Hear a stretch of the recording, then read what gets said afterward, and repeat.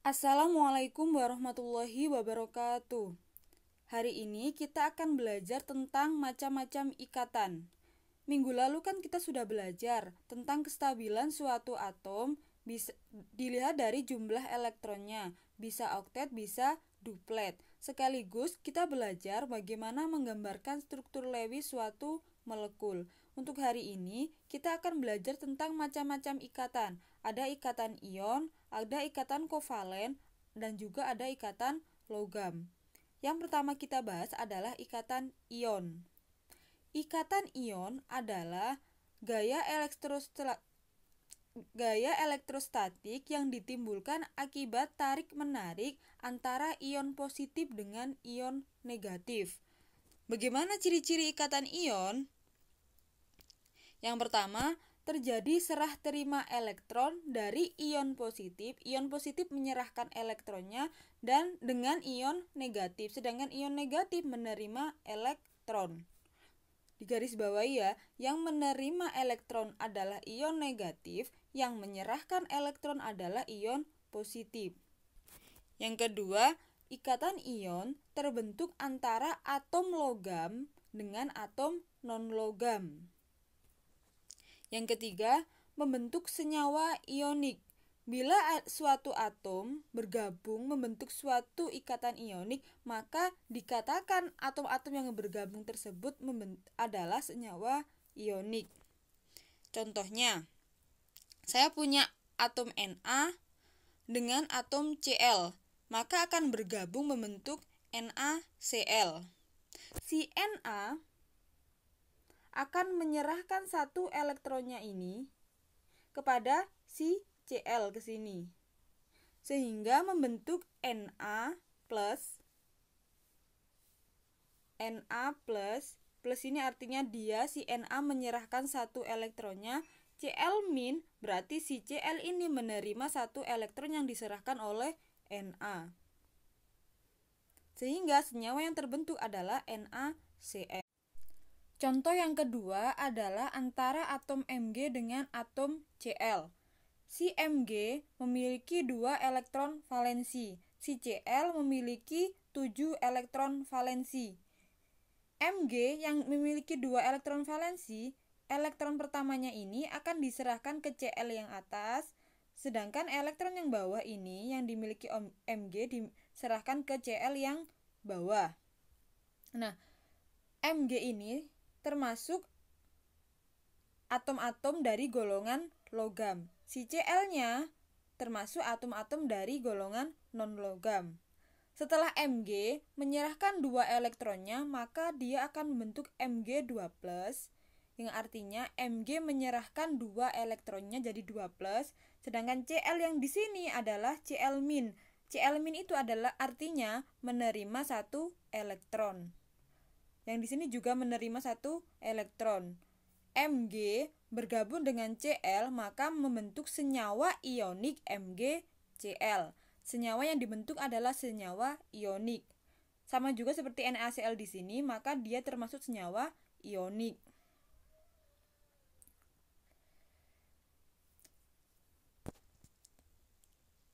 Contohnya, untuk kation anion sederhana. Kation itu yang plus, anion itu yang memiliki muatan min atau negatif. Misalnya, kation anion sederhana itu kation anion yang terdiri hanya satu atom. Na plus sama Cl- membentuk NaCl, Mg2+ sama Br- membentuk MgBr2, K sama I, Li plus sama O2- membentuk Li2O. Seperti itu. Yang kedua, kation sederhana anion poliatomik.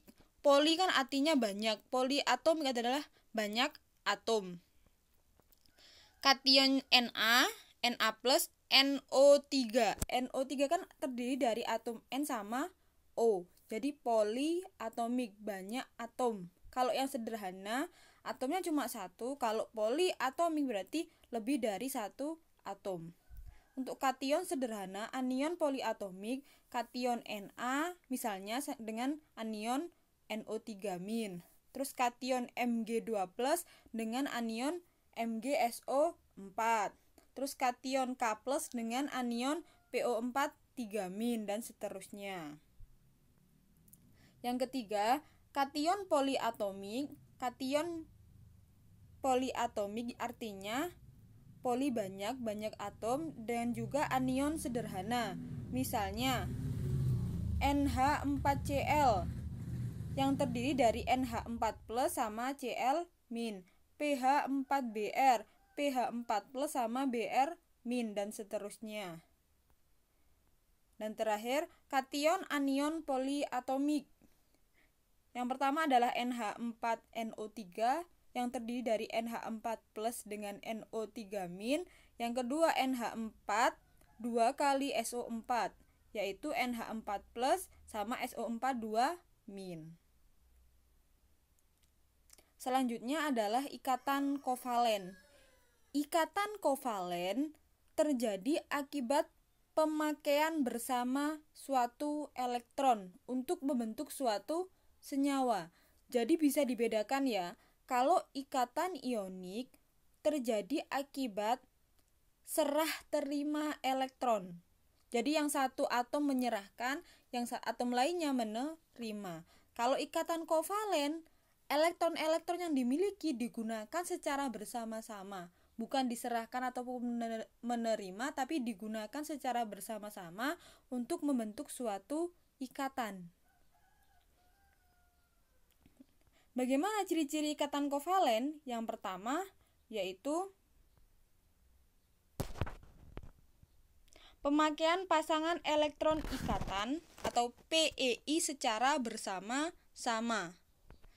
Yang kedua terbentuk antara non-logam dengan non-logam. Kalau ikatan ion antara logam dan non-logam, kalau ikatan kovalen terbentuk antara non-logam dengan non-logam. Yang ketiga, membentuk senyawa kovalen. Kalau dalam suatu molekul ada ikatan ionik berarti dia membentuk senyawa ionik, tapi kalau ada ikatan kovalen berarti dia membentuk senyawa kovalen. Misalnya, contohnya yaitu ada H berikatan dengan H akan membentuk senyawa H2, di mana elektron yang dimiliki oleh H sebelah sini akan digunakan secara bersama-sama dengan elektron yang dimiliki oleh sebelah sini. Jadi H2 ini adalah gabungan elektron dari H sebelah sini dengan elektron H sebelah sini. Terus yang kedua, H dengan atom C. Maka elektron yang dimiliki oleh si H ini akan digunakan secara bersama-sama dengan elektron di C sini. Kenapa H di sini jumlahnya harus 4? Karena harus memenuhi aturan oktet. Jadi atom H bergabung dengan atom C untuk membentuk CH4.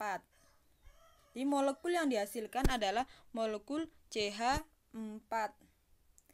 Garis 1 ini, thread 1 ini ya, itu menandakan bahwa di sini ikatannya terdiri dari 2 elektron.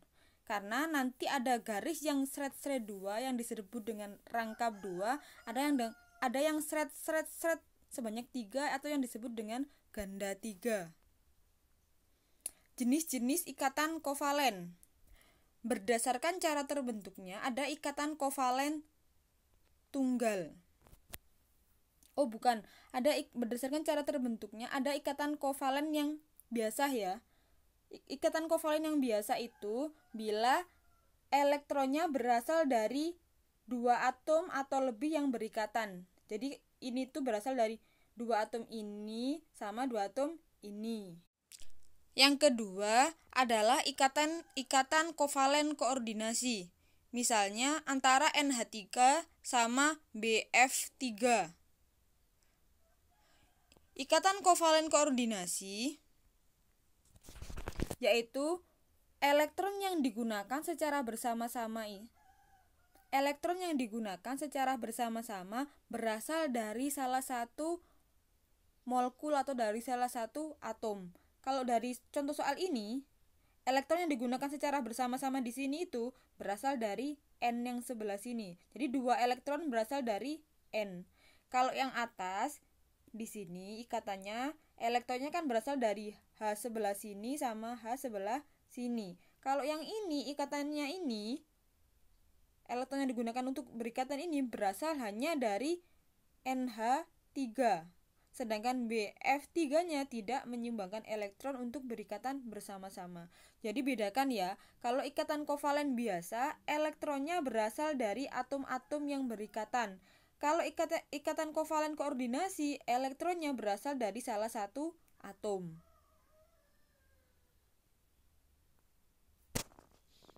Jenis-jenis ikatan kovalen berdasarkan jumlah PeI, pasangan elektron ikatan. Ada kovalen tunggal. Misalnya untuk H bereaksi dengan H membentuk H2, maka ikatan yang terbentuk adalah ikatan kovalen tunggal. Tunggal itu artinya yang di sini ya. Jadi hanya ada 2 elektron yang digunakan sebagai ikatan secara bersama-sama. Yang kedua adalah kovalen rangkap 2. Misalnya untuk O bereaksi dengan O, maka membentuk O2. Ikatan yang terbentuk adalah ikatan kovalen tunggal. Jadi di sini bedakan di sini ya. Kalau 2 elektron, maka dia akan membentuk kovalen tunggal. Kalau 4 elektron yang digunakan secara bersama-sama, maka dia akan membentuk ikatan rangkap 2. Yang ketiga, ikatan kovalen rangkap 3 atau ganda 3. Misalnya antara N dengan N. Akan membentuk N2. Di sini jumlah elektron yang digunakan secara bersama-sama ada 6. Ikatan yang terbentuk ada 3. Maka disebut rangkap 3 atau ganda 3. Yang di sini 4. Maka di sini yang terbentuk adalah 2, maka disebut rangkap 2. Yang di sini 2 elektron yang terbentuk ikatan kovalen tunggal. Jadi bedakan ya.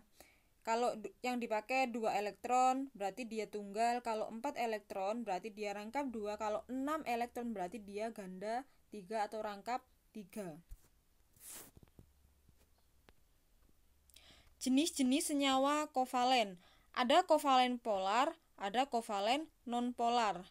Kalau kovalen polar, bila momen dipolnya tidak sama dengan 0. Nanti untuk kepolaran suatu senyawa, saya bahas di bab-bab setelah ini. Untuk yang ini cuma sebagai pengetahuan saja. Bentuk molekulnya asimetris, berarti tidak sama ya. Terus kovalen nonpolar, bila momen dipolnya sama dengan 0, bentuk molekulnya simetris, berarti sama. Untuk momen dipol, bentuk asimetris, simetris, itu nanti saya bahas di bab kepolaran suatu molekul. Perbedaan sifat fisik antara senyawa ionik dengan senyawa kovalen. Yang pertama, wujud pada suhu ruang. Untuk senyawa ionik adalah padatan. Misalnya untuk garam. Garam yang ada di rumah kalian, bagaimana bentuknya? Kan padat. Jadi kalau senyawa ionik dalam suhu ruang bentuknya padatan. Untuk senyawa kovalen, ada yang padat, ada yang cair, ada yang gas. Yang padat misalnya I2, terus yang cair misalnya Br2, sedangkan yang gas misalnya F2 atau Cl2. Yang kedua, titik didih. Untuk senyawa ionik, titik didihnya tinggi. Karena apa? Karena gaya elektrostatik yang ditimbulkan antara tarikan ion positif dengan ion negatif ini sangat kuat. Kalau gayanya sangat kuat, maka membutuhkan energi yang besar untuk memutuskan ikatan tersebut. Sehingga kalau energi yang dibutuhkan besar, maka titik didihnya juga tinggi. Terus senyawa kovalen titik didihnya rendah. Ini nanti ada hubungannya sama gaya antar molekul. Gaya antar molekul yang dimiliki oleh senyawa kovalen itu lemah. Kalau gayanya lemah, maka energi yang dibutuhkan untuk memutuskan ikatannya juga kecil. Kalau energi yang dibutuhkan untuk memutuskan kecil, maka titik didihnya juga rendah. Titik lebur untuk senyawa ionik tinggi, untuk senyawa kovalen rendah. Ini juga ada hubungannya dengan gaya antar molekul. Kelarutan. Kalau senyawa ionik larut dalam pelarut polar. Sedangkan senyawa Kovalen, ada kovalen polar sama kovalen non-polar. Untuk kelarutan, nanti saya bahas subbab tersendiri, bagaimana kok senyawa ini bisa larut pada ini, senyawa ini kok nggak bisa larut, itu saya bahas di subbab kelarutan sendiri.